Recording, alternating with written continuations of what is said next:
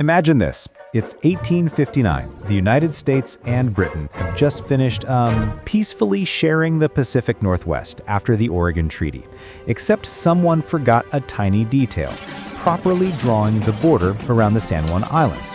So both nations basically say, yeah, obviously that island is ours, and send settlers anyway. Americans show up with guns, confidence, and a very flexible definition of boundaries. Britons arrive with the Hudson's Bay Company, mountains of sheep, and one incredibly determined pig with the appetite of a Viking raider. Fast forward to June 15, 1859. American farmer Lyman Cutler steps outside his cabin on San Juan Island and sees the same massive black Berkshire boar absolutely demolishing his potato garden for what feels like the 100th time. This culinary criminal belongs to Charles Griffin, an Irish employee of the British company who apparently thinks fences are optional and pigs are unstoppable forces of nature. Cutler has already asked politely. He's built fences, he's moved potatoes, nothing works. So he grabs his rifle and boom, one pig becomes historical evidence. Cutler walks to Griffin and says, "Hey man, your pig was eating my potatoes again. I shot it. I'll give you $10. Griffin, furious enough to cook Cutler instead of the pig, demands $100 because apparently this hog was basically the Beyoncé of pigs. Cutler replies, "I'll pay $10, or you can take me to court." Oh wait, whose court? And that is the exact moment everything begins to spiral into legendary stupidity. Griffin complains to British authorities in Victoria. They send a sheriff to arrest Cutler. American settlers lose their minds. You can't arrest us with British law. So they write frantic letters to the U.S. Army begging for backup.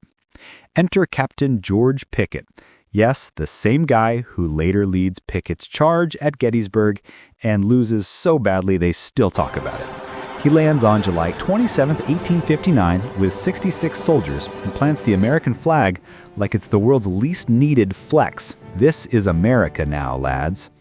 British Governor Douglas hears this and absolutely combusts. He orders 3 warships to remove the Americans, if necessary by force. But the local Royal Navy commander, Captain Jeffrey Hornby, looks at 66 stubborn Americans with rifles and thinks, nope, not starting World War II over bacon.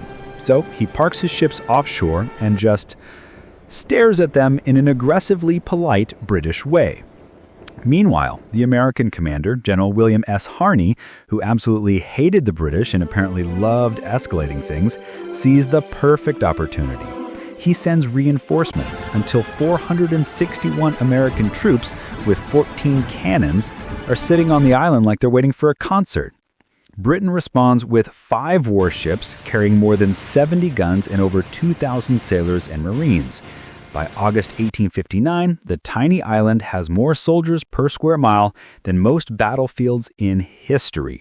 Both sides build camps, dig trenches, and proceed to do absolutely nothing violent. British sailors play cricket, American soldiers play baseball. They shout insults across the island, but no one fires a shot. The only casualty is still the original pig, who definitely started all this. News eventually reaches London and Washington. Both governments have the same reaction. What are you idiots doing? Britain is busy fighting in India and China. America is 2 years away from the Civil War. No one wants to start a global conflict over a pork-flavored misunderstanding. So, President James Buchanan sends General Winfield Scott, the most respected soldier in America, across the continent to fix this circus. Scott meets the British admiral and basically says, look, everyone needs to calm down before we embarrass ourselves in the history books.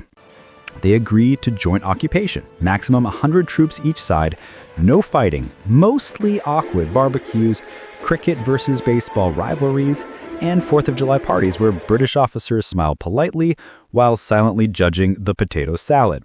For the next 12 years, both flags fly, both camps stay, and soldiers on both sides become best friends, drinking, gambling, and roasting each other instead of roasting each other with artillery. One American lieutenant even marries a British girl from Victoria.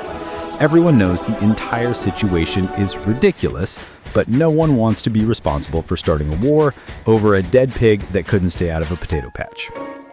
Finally, in 1872, they hand the border decision to Kaiser Wilhelm I of Germany. After studying maps for a year, the Kaiser says, San Juan Islands go to America. British troops leave peacefully in November 1872. American troops follow in 1874. Total casualties of the Pig War.